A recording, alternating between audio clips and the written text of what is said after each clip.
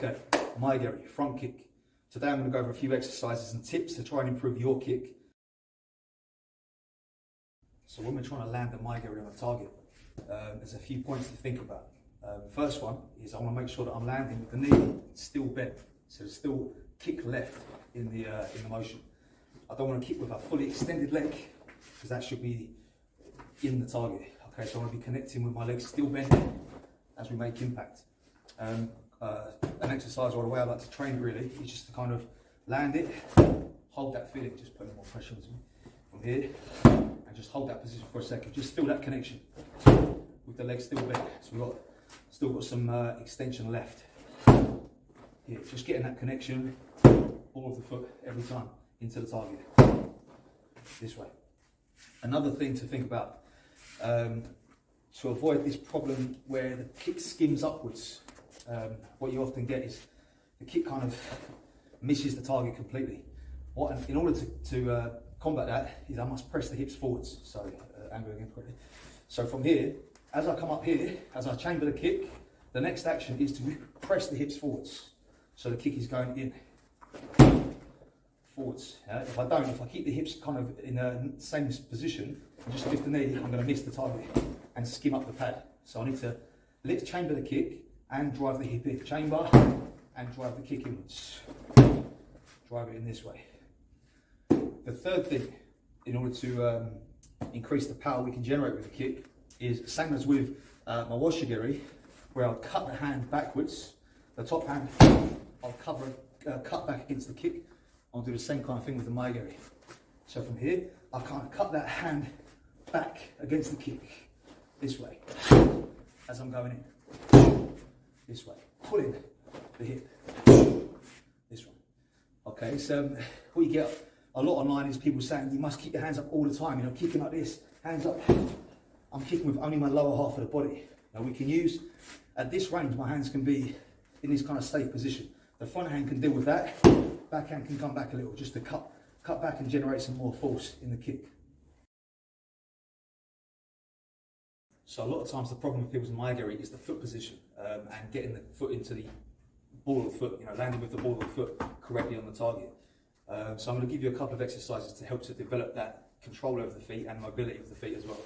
So the first one, just an easy stretch, is I'm going to come down to the knees and I'm going to sit with my toes pulled back. So we're stretching the sole of the foot here, getting those toes stretched back. Okay, we can sort of work over to one side more and the other side more, just getting in here, just kind of stretching the muscles of the feet, getting that a little bit more flexible.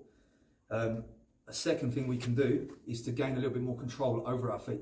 So what I like to teach sometimes is this kind of thing where I'll have my students have one foot up in the air maybe and make circles with the feet, both directions, or we can kind of make the alphabet, A, B, C, and just make the shapes of the letters or numbers with the feet just to gain control over our foot position, because a lot of the time the foot position is the problem, more so than the actual delivery of the kick, so we get used to sort of our positions with our kicks and different positions we need to get into. Finally, we can do calf raises, a simple calf raise. So we can do a calf raise. We can use something like this. We can drop the heels off a bit, get a nice stretch on the calf, and just pop up onto the toes, this way. Down, under control, and pop back up again onto the toes, this way. Down, and back up. Okay, so a few different things there to help try and get the feet into that better position for kicking. Dorsiflexion is the name of when the foot is pulling upwards towards your shin. And that's what we need to improve. We can also work on the muscle that's responsible for that dorsiflexion, which is called the tibialis anterior. So it's the muscle that runs up in front of the shin here. What we can do is we can sit here like this, put a foot in front and just raise the toes, squeeze up there, putting that foot close to the shin and down. And just squeezing, just getting control over that and building some strength in that area, so we can then get used to that chamber position with the foot tucked upwards in dorsiflexion. Another problem with the Mae Geri is often the chamber position. So a couple of exercises that I like to show is number one, we come from a lunge position or a split squat position. My knees on the floor, I'm driving up off this leg, snapping the kick and back down. What I'm doing here is I'm building strength in this front leg, but also making sure that I'm chambering correctly, because if I don't, I can't get through. I have to lift up, chamber, re-chamber the kick to come back down again. Okay, it's impossible for me to throw the kick without chambering correctly. So I have to lift, kick, and back down.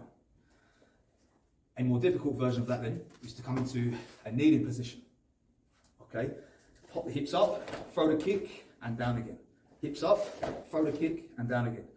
Again, it's another one that is impossible to do without chambering the kick properly and re-chambering the kick. Perhaps more importantly, we have to kick, re-chamber the kick this way, come back down onto the knees.